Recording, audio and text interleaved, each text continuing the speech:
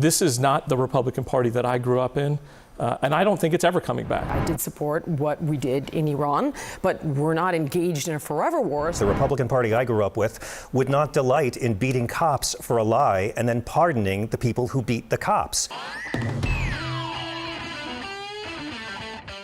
Okay, we have what I thought would make for a fun one, a CNN panel discussing how the Republican Party has changed under Trump, you know, seemingly to the cult it is today. So leave us a like on the video if you can. It helps us out a ton. It lets us know you enjoy the content. It's free and it gives us a boost in the algorithm. And let's jump right into the context. Donald Trump completely controls the entire GOP.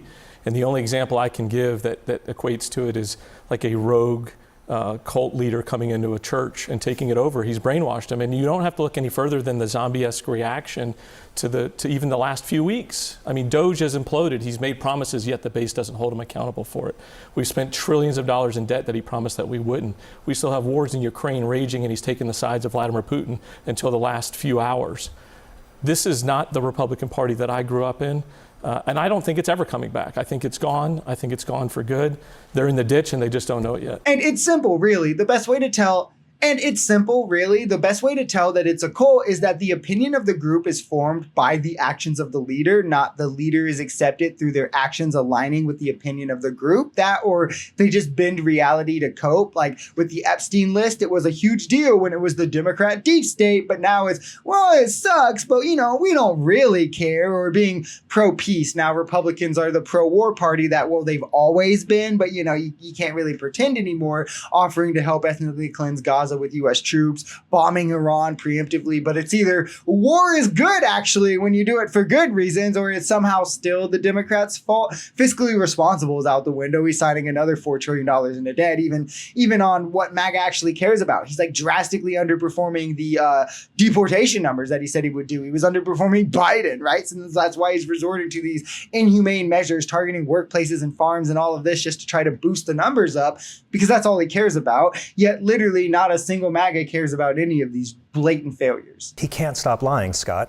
And I do think the party's changed quite a bit. The Republican Party I grew up with would not delight in beating cops for a lie and then pardoning the people who beat the cops.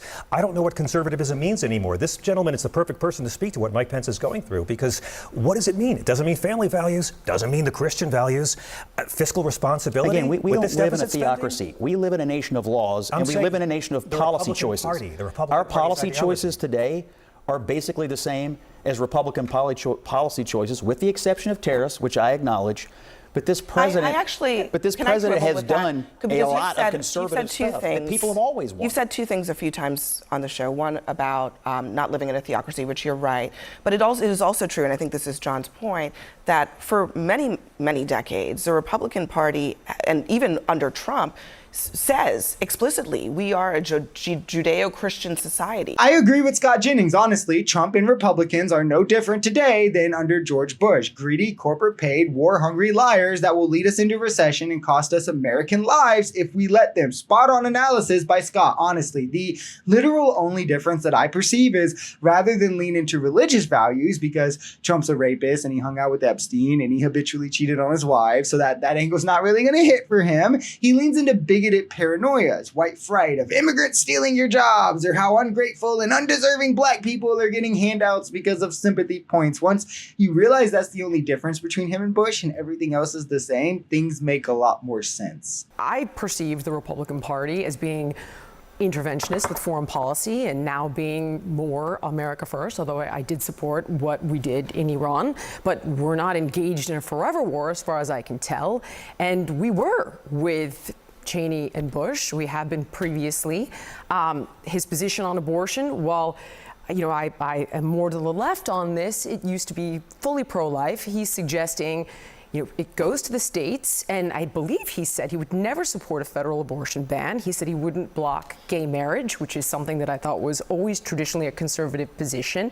And the tariffs thing, as you mentioned. Literally, Trump is trying to get us into forever wars. Are they still trying to do the Trump is pro-peace thing? Like, it's over with, guys. Like, give it up, right? He offered to use U.S. troops to annex Gaza. This 100% leads to U.S. troops dying in the Middle East. He preemptively bombed Iran. Since he took the mantle, Russia Russia-Ukraine has only escalated, largely due to his rhetoric and his signaling unwillingness to back Ukraine, with 2 record strike campaigns into Ukraine in the last few weeks from Russia. I love that to MAGA, sending aid and building coalitions that prevent war is somehow pro-war, but direct intervention and strikes from us is anti-war. It's hilarious. Also, let's stop pretending that leave it to the states is somehow like giving credence to like pro-choice. It's just pro-life, with the nuance that Republicans realize that they've completely politically lost the issue. They would never win a national election if they ran on a federal ban.